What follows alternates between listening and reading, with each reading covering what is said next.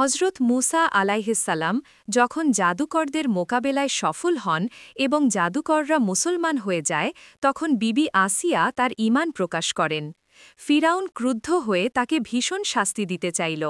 কতক বর্ণনায় আছে ফিরাউন তার ৪ হাত পায়ে পেরেক মেরে বুকের উপর ভারী পাথর রেখে দিল, যাতে তিনি নড়াচড়া পর্যন্ত না করতে পারেন।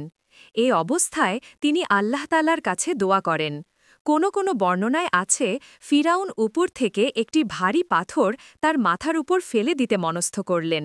তখন তিনি মহান আল্লাহর দরবারে এই দোয়া করেন, হে আমার পালনকর্তা, আপনার সন্নিকটে জান্নাতে আমার জন্যে একটি গৃহ নির্মাণ করুন, আমাকে ফিরাউন ও তার দুষ্কর্ম থেকে উদ্ধার করুন এবং আমাকে জালিম সম্প্রদায় থেকে মুক্তি দিন।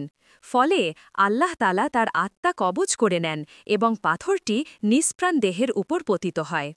তিনি দোয়ায় বলেন, হে আমার পালনকর্তা, আপনি নিজের সান্নিধ্যে জান্নাতে আমার জন্যে একটি গৃহ নির্মাণ করুন। আল্লাহ তাআলা তার এ দোয়া কবুল করেন এবং দুনিয়াতেই তাকে জান্নাতের গৃহ দেখিয়ে দেন। মুমিনের ধৈর্য কখনো বৃথা যায় না। ফিরাউনের সমস্ত অত্যাচারকে উপেক্ষা করে বিবি আসিয়া আল্লাহর পথে দৃঢ় থাকলেন। দুনিয়ার কষ্ট যতই বড় হোক, আল্লাহর ওয়াদা তার চেয়েও বড়।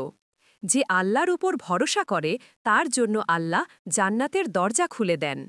আমরা যেন বিবি আসিয়ার ঈমান, ধৈর্য ও তাওয়াক্কুল থেকে শিক্ষা নিতে পারি। দুনিয়ার পরীক্ষায় কখনো যেন আল্লাহর পথে দুর্বল না হই। আল্লাহ আমাদের সকলকে ঈমানের উপর দৃঢ় রাখুন। আমিন। এমন নসিহা ও ইসলামিক গল্প পেতে আমাদের চ্যানেলের সঙ্গে থাকুন। আপনার একটি সাবস্ক্রাইব ও শেয়ার আমাদেরকে আরও ভালো কাজ করার অনুপ্রেরণা দেয়। জাযাকুমুল্লাহু খাইর।